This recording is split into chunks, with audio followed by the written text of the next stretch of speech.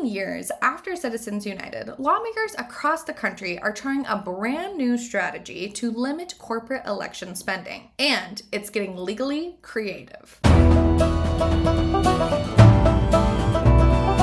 Welcome back to Beyond the Bill Number, the podcast where we take the headlines about legislation and dig into the bills themselves, because the real story is usually hiding somewhere between Section 3 and the Enforcement Clause.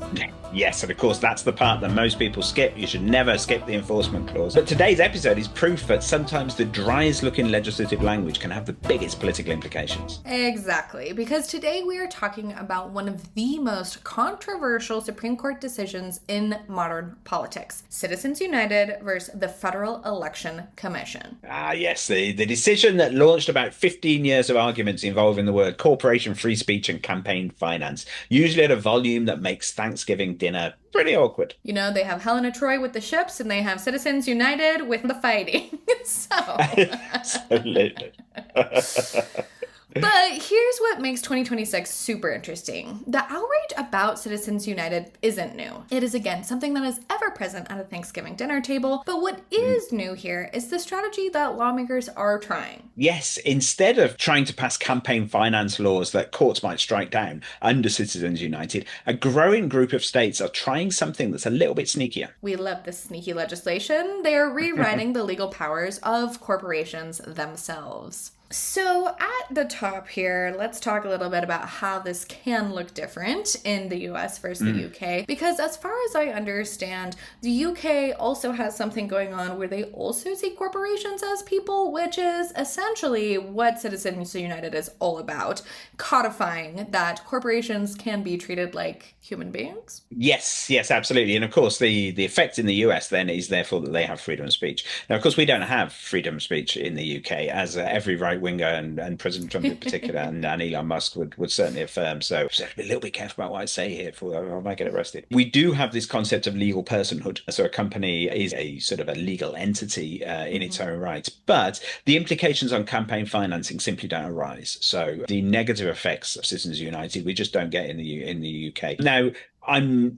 I wouldn't say that our electoral system in the UK is perfect by any means. It's in a lot of ways terribly broken as well, just as the US one is. But this is one respect where I think we probably get it pretty right. So there is actually no prohibition in the UK on companies donating to campaigns. So we don't have those kinds of limits and rules and things like that. But instead, what we do have is statutory campaign spending limits. So it doesn't matter how much companies are actually donating towards campaigns because the campaign can't spend that money. Now, the rules around campaign spending limits during elections are notoriously complex, nuanced, lots of different variations for different types of people. So every candidate who stands in an election has to have an agent, and the agent's job is to interpret these rules and make sure that keep all the receipts for everything, the bus journey here and those posters you printed there, keep it all together to make sure you're not going over the limit. And then if there are investigations afterwards, which there always are, then they can result in like fines and censures and things. So you would never actually overturn an election result because someone spent too much money, because it is generally an honest mistake when they do it. It's very rare that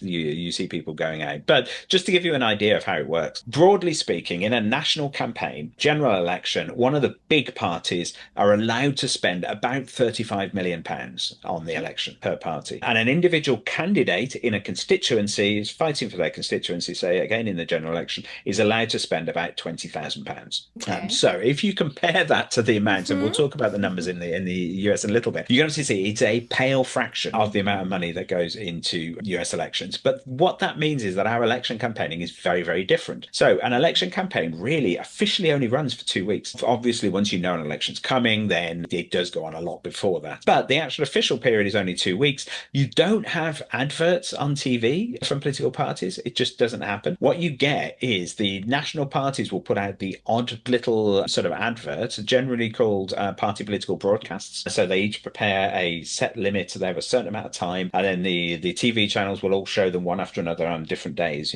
So Wednesday it's the Labour Party, and Tuesday it's the Conservative Party. At the same time, there's very strict rules about how that all works, which in contrast to the US, I remember being in Colorado during, I think it was Obama's second election victory, when Colorado was a swing state. It was still Yeah. very purple at the time.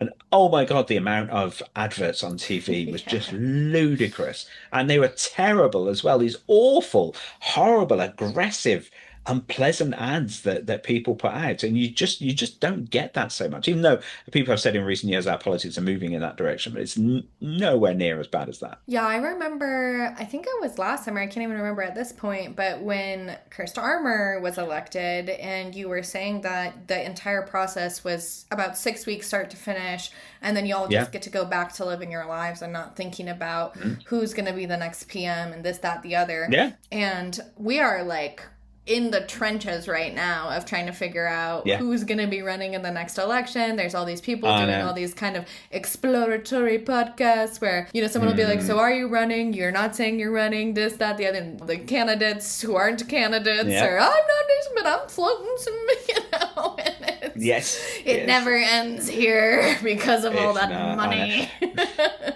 I mean, unfortunately, it is a little bit like that here now as well, and largely because the Labour Party were elected with a huge majority just less than 2 years ago, and then they instantly collapsed. And so over the last 2 years, their popularity has plummeted. They're now like running fourth in the polls, and the sort of quite extreme populist parties are way, way above them, and it looks like they could win the next election. So we are constantly talking about it here as well. And we've got local elections coming up in May that are seen as a real sort of barometer. It's a bit like the midterms, seen as a barometer. They're local elections, but the Labour Party are going to get absolutely crucified in these local elections, and we're going to see these Reform Party and the Green Party, oddly enough, which has become this major populist left-wing player, will be taking lots and lots of these sort of the local council seats. And so we are in that. It didn't used to be like that. It used to be that every 4 years there'd be this furore, and then it'd be relatively quiet. But now we do seem to be in perma campaign mode as well here, which is sort of quite unpleasant. But it is just because politics have become so volatile, much more so than in the US, where actually changes are quite small. Even if you swing from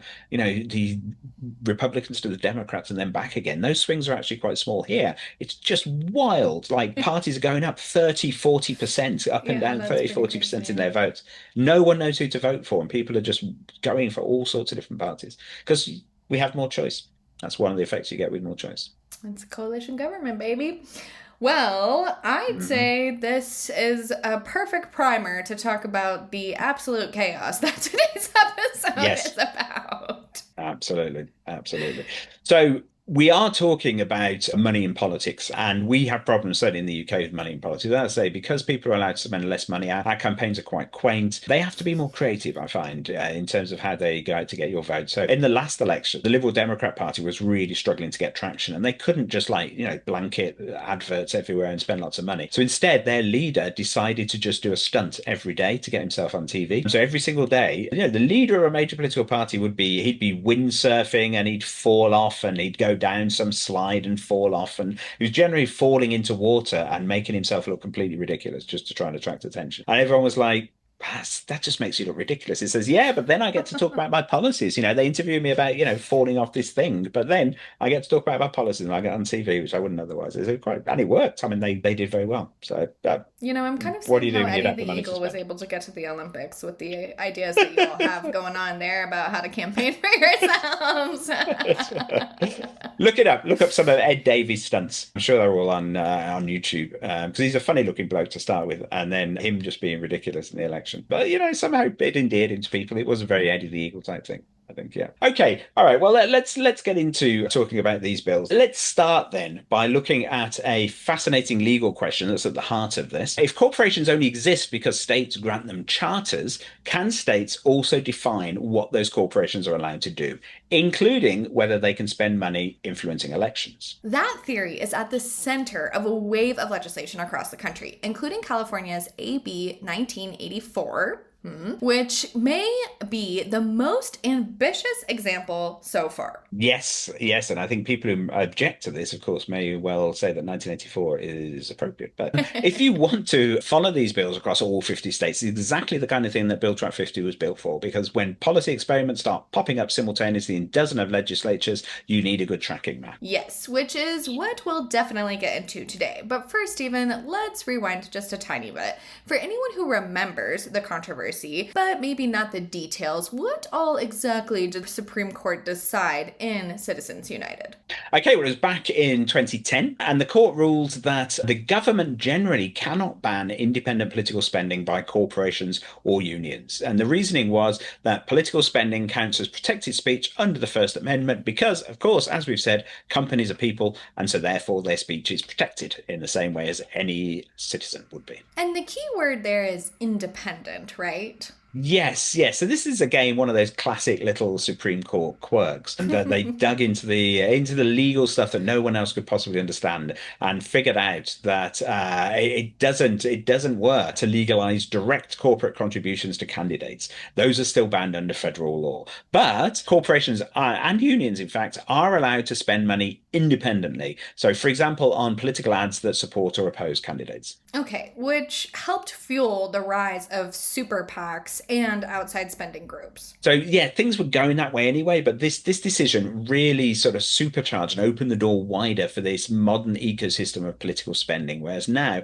a vast majority of the money spent on elections is spent by these super PACs, outside spending groups. Okay, so let's talk numbers here because this is where the scale of change really becomes clear. Yes, that's right. So if you want to track this, you can go to Open Secrets. They track all of this political spending and they do it very well. And they've tracked the growth in political spending since 2010. So outside spending in federal elections was about $494 million in 2010, which is a lot of money. A lot of money, $500 million. But by 2012, it had jumped to 1.28 billion. 2012, so 2 years? Yes, 2 years. It just kept going after more that? than double. Yes, and it just kept going, exactly. By 2020, it had reached 2.95 billion. And then 2020, and then by 2024, just 4 years later, it was at $4.46 billion.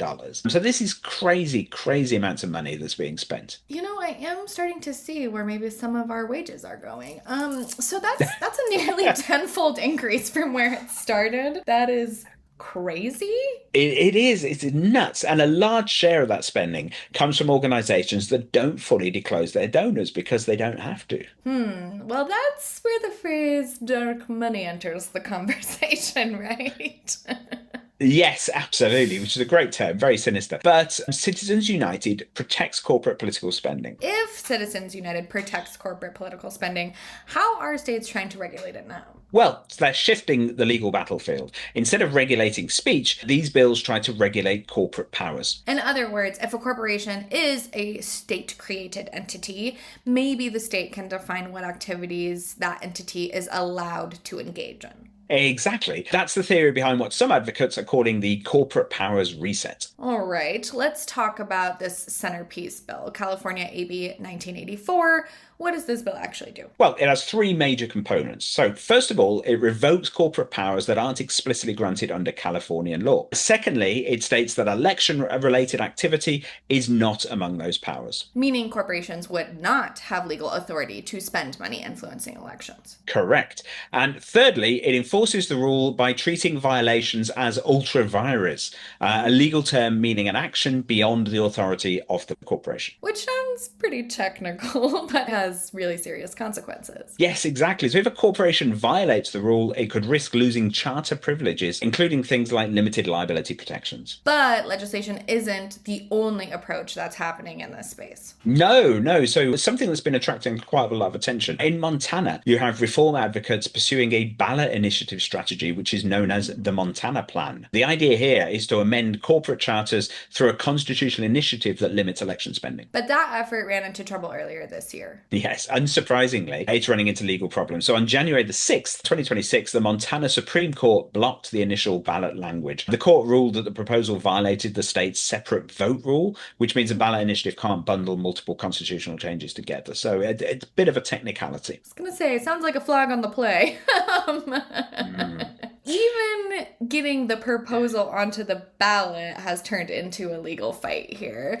And Montana and California are not alone. No, not even close. In 2026, there were about 35 bills across multiple states which were experimenting with similar ideas. And if you look at the blog post on Bill Track 50, you can open up a map there and you can see all the proposals across states including Georgia, Maryland, Minnesota, Missouri, Rhode Island, Vermont, and Virginia. And these bills fall into a few main strategies. Yes, that's right. So there's three major strategies, really. So first are statutory corporate power resets bills, a little bit like California's. Secondly, there are state constitutional amendments that try to embed limits on corporate political spending directly into state constitutions. And thirdly, you have resolutions urging a federal constitutional amendment, which would just overturn Citizens United entirely. I wonder what kind of world that would be. One thing that stands out here in this legislation wave is the partisan breakdown. Yes, at the moment, these proposals are overwhelmingly introduced by Democrats. In fact, if you look at all the bills, there is not a single Republican name on any of these bills at all. Wow.